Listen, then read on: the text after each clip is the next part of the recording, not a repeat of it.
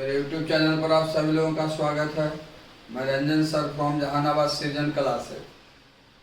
कल भी अब आपको दिए थे बुक से रिलेटेड 3 क्वेश्चन, आज भी 2 क्वेश्चन दे रहे हैं। उसको कमेंट बॉक्स पर आंसर सेंड कीजिएगा, बतलाइएगा।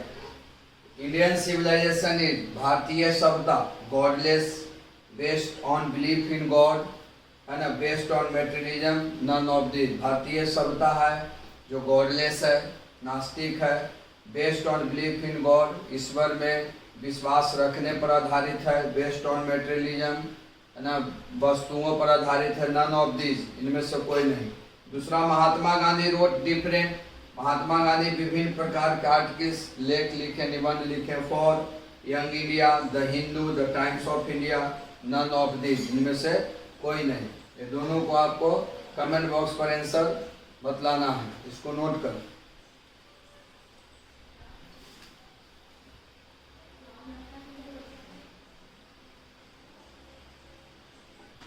आपको ऑफलाइन क्लास में Indian civilization and culture chapter पढ़ा दिए थे, जिसमें हम आपको बतला दिए थे समरी आता है लॉन्ग क्वेश्चन में। आपको ऑब्जेक्टिव पढ़ा दिए थे, 50 या 52 को आपको ऑब्जेक्टिव बताए थे। शॉर्ट क्वेश्चन भी कुछ बैच में बताए थे, बहुत सारे बैच में शॉर्ट क्वेश्चन नहीं बता पाए थे क्योंकि लॉकडाउन हो गया था। तो अब हम लोग आज इंडियन सिविलाइजेशन एंड कल्चर का हम लोग शॉर्ट क्वेश्चन समझेंगे, जो 8 मार्क्स का आता है ना। पोएट्री से, पोएम, आपका प्रोज से यानी स्टोरी से आपको शॉर्ट क्वेश्चन आता है 8 मार्क्स का। अब देखो, इंडियन सिविलाइजेशन कल्चर का पहला क्वेश्चन है,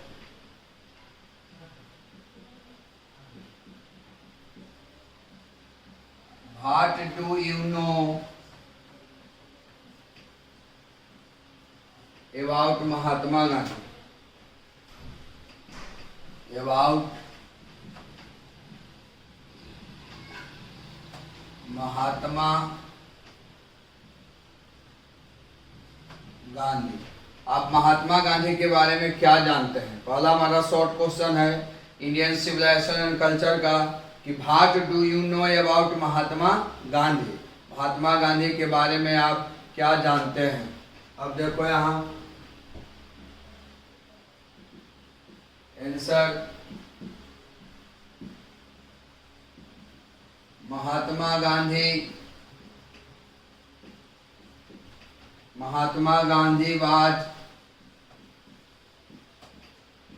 born on 2nd October 1869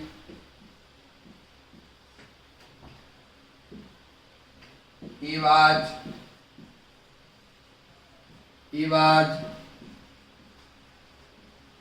known as the father of nation,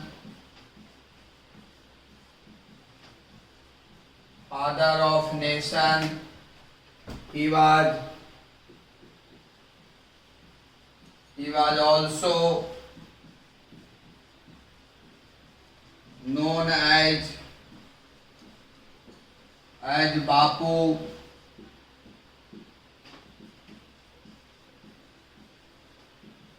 Mahatma Gandhi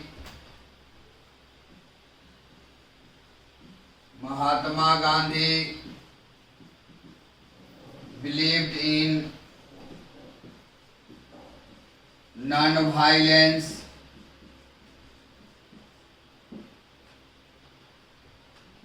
He was more spiritual.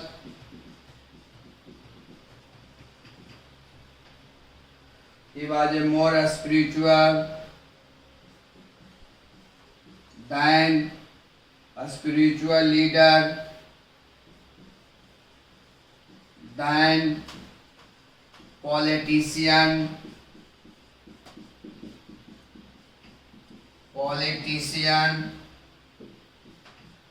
He used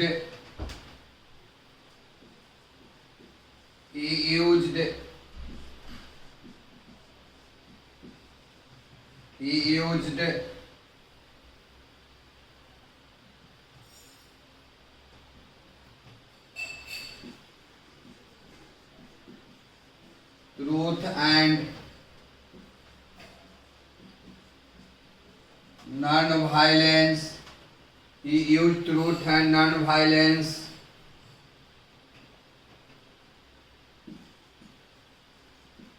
against the British rule.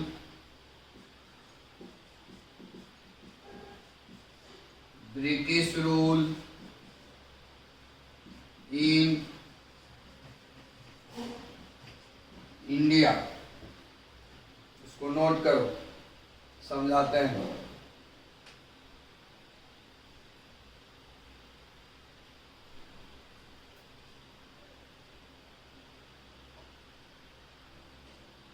चलिए देखिए, Mahatma, what do you know about Mahatma Gandhi? आप महात्मा गांधी के बारे में क्या जानते हैं? तो Mahatma Gandhi was born on 2 अक्टूबर 1869। महात्मा गांधी का जन्म 2 अक्टूबर 1869 ईस्वी को हुआ था। He was known as the father of nation. वह राष्ट्रपिता के रूप में जाने जाते थे। He was also known as Bapu. वह बापू के भी नाम से जाने जाते थे। Mahatma Gandhi believed in non violence. Mahatma Gandhi अहिंसा में विश्वास करते थे। He was more A spiritual leader then politician. वह एक राजनेता के अपेक्षा एक आध्यात्मिक नेता थे। He used truth and non violence. वह सत्य और अहिंसा का उपयोग करते थे against the British rule in India. Bharat में अंग्रेज के खिलाफ वो सत्य और अहिंसा का उपयोग करते थे। या हम लिख सकते हैं he used as the chief weapon. He used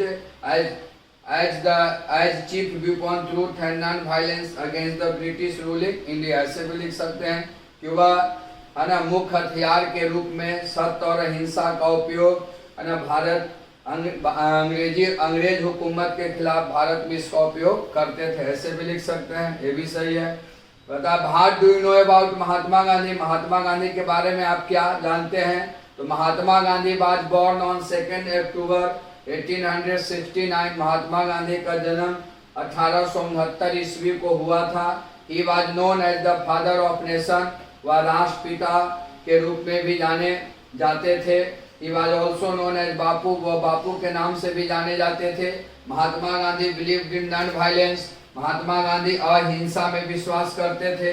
he was a spiritual leader then politician. वह राजनेता के अपेक्षा एक आध्यात्मिक नेता थे। ही यूज्ड, वह उपयोग करते थे ट्रूथ एंड नॉन वायलेंस, सत्य और अहिंसा का against the British rule in India. वह भारत में अंग्रेज के खिलाफ सत्य और अहिंसा का उपयोग करते थे। इसको नोट कर लो। अब हम लोग दूसरा क्वेश्चन समझते हैं। दूसरा क्वेश्चन आपका बहुत इंपॉर्टेंट है, short question. How is Indian civilization different from European civilization? कैसे भारतीय सभ्यता पश्चिमी सभ्यता से भिन्न है? कैसे भारतीय सभ्यता पश्चिमी सभ्यता से भिन्न है? आपको इंडियन सिविलाइजेशन एंड कल्चर में आपको बुक को जब हम पढ़ाए तो पूरे डिटेल से बताए थे, है ना? कैसे भारतीय सभ्यता पश्चिमी सभ्यता से भिन्न है? इसका आंसर देखो, according to Mahatma Gandhi, according to Mahatma Gandhi the Indian civilisation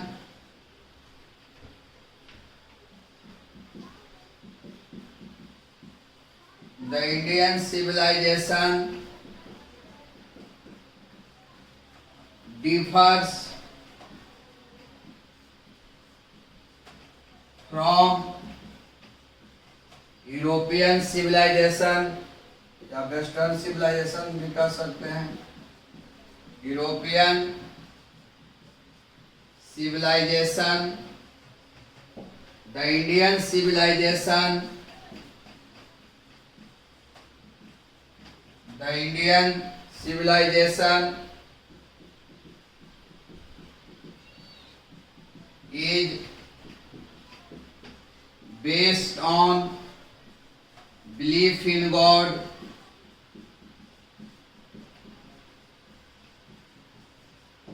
the European civilization या द वेस्टर्न भी लिख सकते हैं। The European civilisation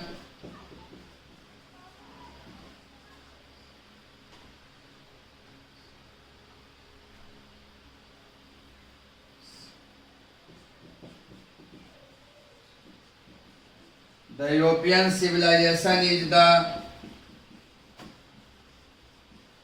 worship of material। European civilization को वेस्टर्न सिविलाइजेशन भी कहते हैं। वेस्टर्न सिविलाइजेशन को या European civilization. The Indian civilisation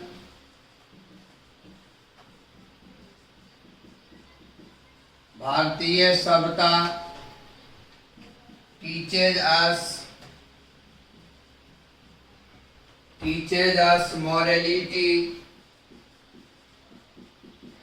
and the western civilization, यहाँ पर यूरोपियन भी आप लिख सकते हैं। the western civilization teaches us immorality.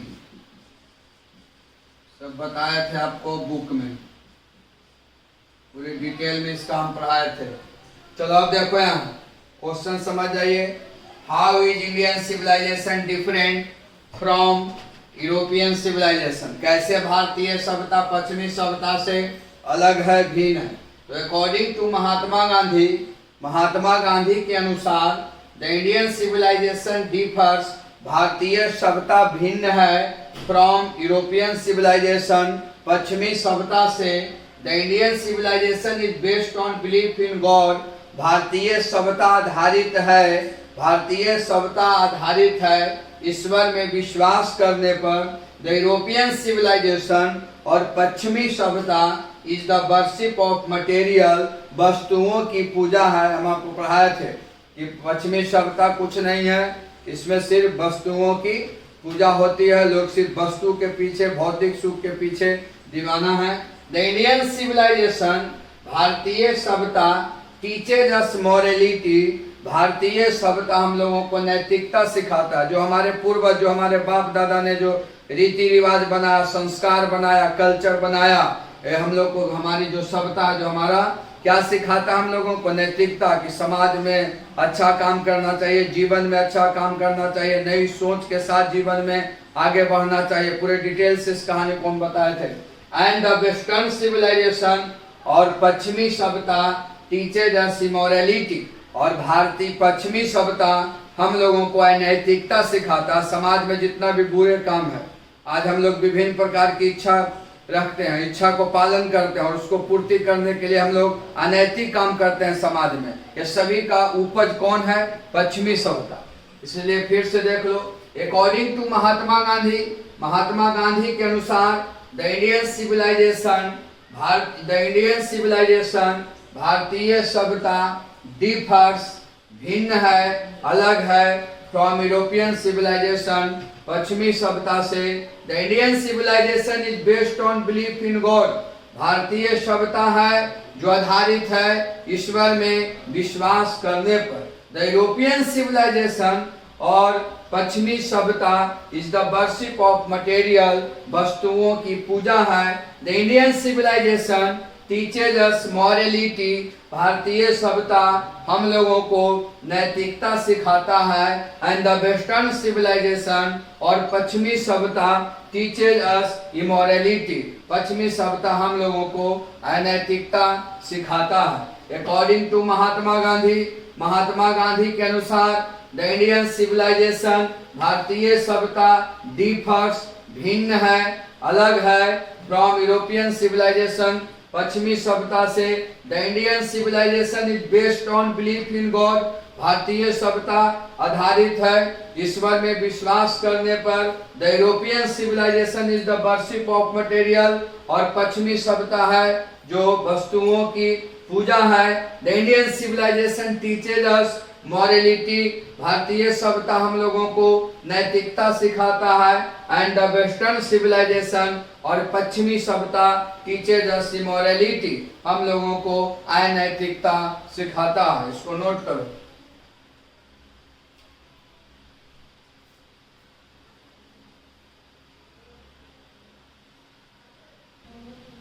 इसका आंसर ऐसे भी दे सकते हैं, देखो एक क्वेश्चन का आंसर ऐसे भी दे सकते हैं अथवा करके बता रहे हैं।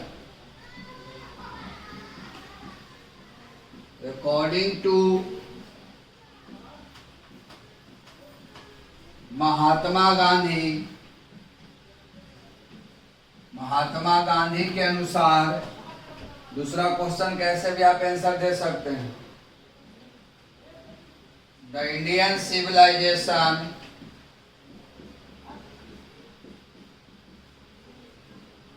भारतीय सभ्यता डिफर्स, भिन्न है, फ्रॉम यूरोपियन सिविलाइजेशन, या वेस्टर्न सिविलाइजेशन भी आप लिख सकते हैं। सिविलाइजेशन पश्चिमी सभ्यता से, the tendency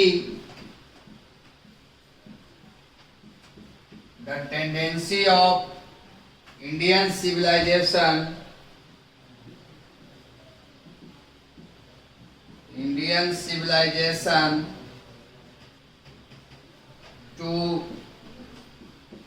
to elevate morality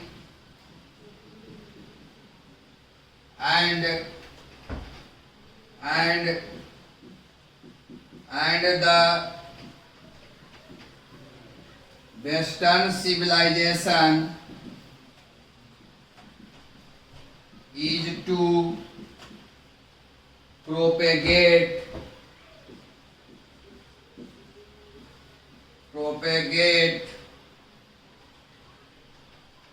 immorality।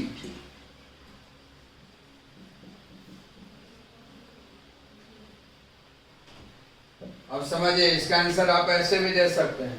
According to Mahatma Gandhi के अनुसार द इंडियन सिविलाइजेशन, भारतीय सभ्यता डिफर्स, भिन्न है, फ्रॉम यूरोपियन सिविलाइजेशन, पश्चिमी सभ्यता से। The tendency of Indian civilization, भारतीय सभ्यता का झुकाव, इज टू एलिवेट मॉरलिटी, यानी भारतीय सभ्यता नैतिकता को बढ़ावा देता है। एंड द वेस्टर्न सिविलाइजेशन, और पश्चिमी सभ्यता इज टू प्रोपगेट इमोरलिटी, पश्चिमी सभ्यता अनैतिकता को बढ़ावा देता है। इसका आंसर आप ऐसे भी दे सकते हैं। अकॉर्डिंग टू महात्मा गांधी के अनुसार the Indian civilization differs from European civilization, भारतीय सभ्यता पश्चिमी सभ्यता से भिन्न है, अलग है। The tendency of Indian civilization is to elevate morality, भारतीय सभ्यता नैतिकता को बढ़ावा देता है। एंड द वेस्टर्न सिविलाइजेशन, और पश्चिमी सभ्यता इज टू प्रोपगेट इमोरलिटी, अनैतिकता को बढ़ावा देता है। तो इस प्रकार के जो दूसरा क्वेश्चन है उसका आंसर हम इस प्रकार से भी दे सकते हैं। अकॉर्डिंग टू महात्मा गांधी के अनुसार द इंडियन सिविलाइजेशन, भारतीय सभ्यता डिफर्स फ्रॉम यूरोपियन सिविलाइजेशन, पश्चिमी सभ्यता से भिन्न है, अलग है। The tendency of Indian civilization is to elevate morality, भारतीय सभ्यता नैतिकता को बढ़ावा देता है।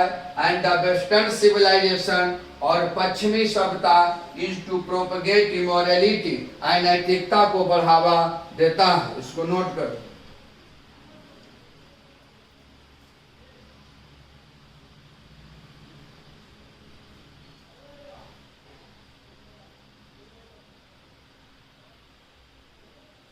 इसका आंसर एक प्रकार से आप ऐसे दे सकते हैं, जो अच्छा लगेगा उसको उस प्रकार से आंसर दीजिएगा। दूसरा का देख लीजिए, बहुत इंपॉर्टेंट क्वेश्चन है आप लोग का, है ना, 2022 के लिए। अब देखो यहाँ, इसको आंसर ऐसे भी दे सकते हैं। अकॉर्डिंग टू महात्मा गांधी के अनुसार the Indian civilization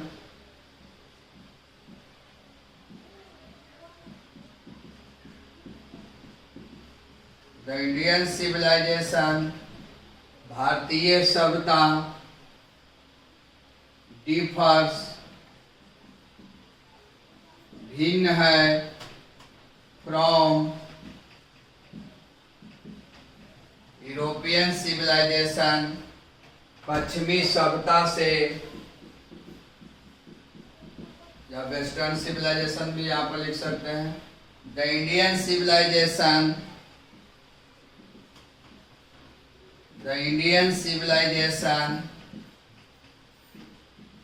is based on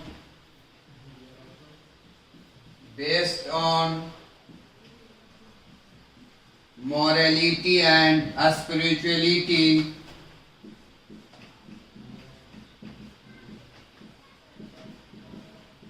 on the other hand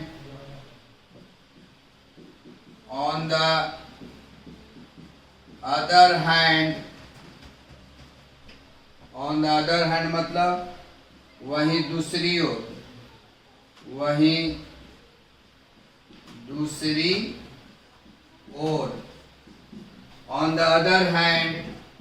वहीं दूसरी ओर द वेस्टर्न सिविलाइजेशन पश्चिमी सभ्यता इज इमोरल अनैतिक है एंड गॉडलेस नास्तिक है, वो लोग ईश्वर में विश्वास नहीं करता। चलो समझ जाओ, इसका आंसर दूसरा किस प्रकार से भी हो जाएगा। दूसरा का आंसर आपको हम 3 प्रकार से बतलाए हैं, तीनों में से किसी में भी आप आंसर दे सकते हैं। सबसे आपका सुटेबल है पहला आंसर और फिर ये लास्ट वाला दूसरा आंसर है जो भी सही है, लेकिन वो किताब का हूबहू चीज लिखा हुआ है, इसलिए आप कोशिश कीजिएगा दूसरा का पहला का आंसर फिर लास्ट वाला अथवा वाला, ये भी आपका सुपर है। दूसरा है कि the tendency of Indian civilization is to elevate morality, देखिएगा बुक में लिखल होगा, है ना। तो उससे अच्छा है बुक वाला हूबहू नहीं लिखना चाहिए, उससे अच्छा आपका दूसरा का क्वेश्चन का पहला और फिर लास्ट वाला अथवा ये जो बतला रहे हैं वो याद रखिएगा। कहता है कि अकॉर्डिंग टू महात्मा गांधी के अनुसार द इंडियन सिविलाइजेशन भारतीय सभ्यता डिफर्स भिन्न है फ्रॉम यूरोपियन सिविलाइजेशन पश्चिमी सभ्यता से। The Indian civilization is based on morality and spirituality, भारतीय सभ्यता है जो आधारित है नैतिकता पर और आध्यात्मिकता पर। आध्यात्मिकता का मतलब लोग ईश्वर में आस्था रखते हैं, है ना। ऑन द अदर हैंड वही दूसरी ओर द वेस्टर्न सिविलाइजेशन पश्चिमी सभ्यता इज मॉरल अनैतिक है एंड गॉडलेस नास्तिक है, यानी पश्चिमी सभ्यता में अनैतिकता है, पश्चिमी सभ्यता के लोग ईश्वर में विश्वास नहीं करते हैं। आपको ये इससे में हम पढ़ाए भी थे। अकॉर्डिंग टू महात्मा गांधी के अनुसार द इंडियन सिविलाइजेशन भारतीय सभ्यता डिफर्स भिन्न है फ्रॉम यूरोपियन सिविलाइजेशन पश्चिमी सभ्यता से। The Indian civilization is based on भारतीय सभ्यता आधारित है मॉरलिटी नैतिकता पर एंड स्पिरिचुअलिटी आध्यात्मिकता पर। ऑन द अदर हैंड वही दूसरी ओर द वेस्टर्न सिविलाइजेशन पश्चिमी सभ्यता इज इमोरल अनैतिक है एंड गॉडलेस नास्तिक है, यानी पश्चिमी सभ्यता में अनैतिकता है और लोग ईश्वर में आस्था नहीं रखते हैं, जबकि भारतीय सभ्यता में नैतिकता है और क्या है लोग ईश्वर में आस्था रखते हैं, आध्यात्मिकता। अकॉर्डिंग टू महात्मा गांधी के अनुसार द इंडियन सिविलाइजेशन भारतीय सभ्यता डिफर्स भिन्न है फ्रॉम यूरोपियन सिविलाइजेशन पश्चिमी सभ्यता से। The Indian civilization is based on morality and spirituality भारतीय सभ्यता आधारित है नैतिकता और आध्यात्मिकता पर। ऑन द अदर हैंड वही दूसरी ओर, है ना, वेस्टर्न सिविलाइजेशन पश्चिमी सभ्यता इज इमोरल अनैतिक है एंड गॉडलेस नास्तिक है। इसको नोट करो।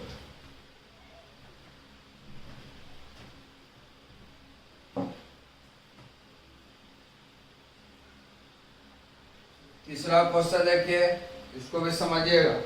Why does Mahatma Gandhi say that, Mahatma Gandhi क्यों कहते हैं mind is a restless bird, मन एक बेचैन पक्षी के जैसा है।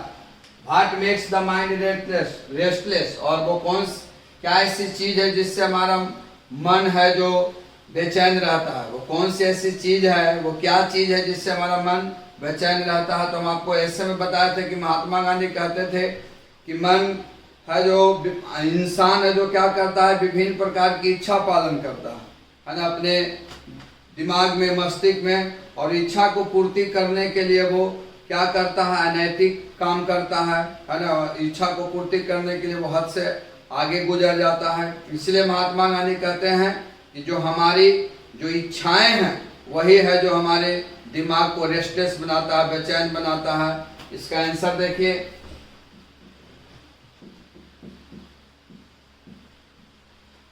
Mahatma Gandhi says that the mind is a restless word, मन एक बेचैन पक्षी के जैसा है, mind is a restless bird, the more it gets the more it burns, the more it burns, and remains unsatisfied. These desires make the mind restless. चलो देखो यहाँ महात्मा गांधी सेज दैट, महात्मा गांधी कहते हैं the mind is a restless bird, मन एक बेचैन पक्षी के जैसा है, the more it gets the more it wants, जितना अधिक हम लोग प्राप्त करते हैं उतने ही चाहत बढ़ते जाता है। इसलिए मन में, मस्तिष्क में अनंत इच्छाएं नहीं रखना चाहिए। एंड रिमेन्स अनसैटिस्फाइड, और ये रहता है कैसा, असंतुष्ट, मन कभी संतुष्ट नहीं रहता है। डिजायर, और ये इच्छाएं यानी हम लोग की इच्छाएं हैं, मेक द माइंड रेस्टलेस, हमारी जो इच्छाएं हैं ये हमारे मन को बेचैन बनाता है। महात्मा गांधी सेज दैट, महात्मा गांधी कहते हैं the mind is a restless bird, मन एक बेचैन पक्षी के जैसा है, the more it gets the more it wants, जितना ये अधिक प्राप्त करता है उतना अधिक ये चाहत रखता है, मन कभी संतुष्ट नहीं रहता है, मन एंड रिमेन्स अनसैटिस्फाइड, और ये हमेशा असंतुष्ट रहता है। इसलिए आपको हमेशा में बताए थे कि महात्मा गांधी हम लोग को बतलाए थे, कहते थे कि मन को कभी बढ़ावा नहीं देना चाहिए, है ना, क्योंकि मन कभी शांत नहीं रह सकता, न संतुष्ट रह सकता। आप एक चीज के मन में कोई चीज को उत्पन्न कीजिए, और उसको प्राप्ति करते हैं तो फिर दूसरा चीज आ जाता है ना, कि उसको प्राप्ति कर लें, उसको प्राप्ति कर लें। इसीलिए महात्मा गांधी कहते हैं कि मन एक बेचैन पक्षी के जैसा है और ये कभी संतुष्ट नहीं रहता है, जितना भी तुम इसको प्राप्त करेगा उतना ही चाहत बढ़ते जाएगा, जिस क्षेत्र से तुम बिलोंग करते हो, कोई भी काम में। एंड दिस डिजायर, और ये इच्छाएं, मेक द माइंड रेस्टलेस, और जो इच्छाएं हैं, जो हम लोग अनंत इच्छाएं को पालन करते हैं, वही हमारे दिमाग को बेचैन बनाता है। इसको नोट करो।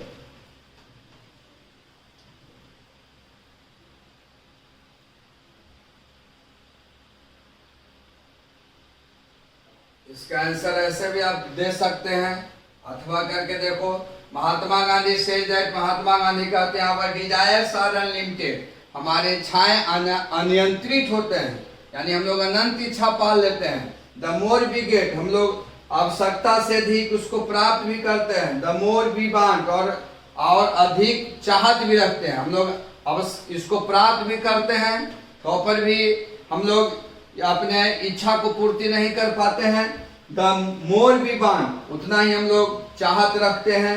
आवर माइंड रिमेन्स अनसेटिस्फाइड, लेकिन हमारा जो मस्तिष्क है, मन है, वो क्या रहता है, असंतुष्ट रहता है, मन कभी संतुष्ट नहीं रहता है। अब 1 लाख बैलेंस हो जाएगा तो लगा कब 2 लाख हो जाए, 3 लाख हो जाए, एक गाड़ी खरीद लीजिए, लगा कि एक इस गाड़ी से बढ़िया दूसरा गाड़ी है, बेटर है। तो ये मन है जो अनंत इच्छाएं जो हम लोग अनलिमिटेड पाल लेते हैं, है ना, वही है जो हम लोग का क्या है, वही है जो हम लोगों को मन को बेचैन बनाता है। इसलिए हम लोग प्राप्त भी करते हैं काफी, तो पर भी चाहत और अधिक बढ़ते जाता है, इसलिए मन कभी संतुष्ट नहीं रहता। दिस डिजायर, और ये इच्छाएं जो हम लोग अपने जीवन में पालते हैं, जो इच्छा विभिन्न प्रकार के पाले हुए हैं, मेक आवर माइंड रेस्टलेस, हमारे दिमाग को, मस्तिष्क को बेचैन बनाता है। उसको नोट कर लो।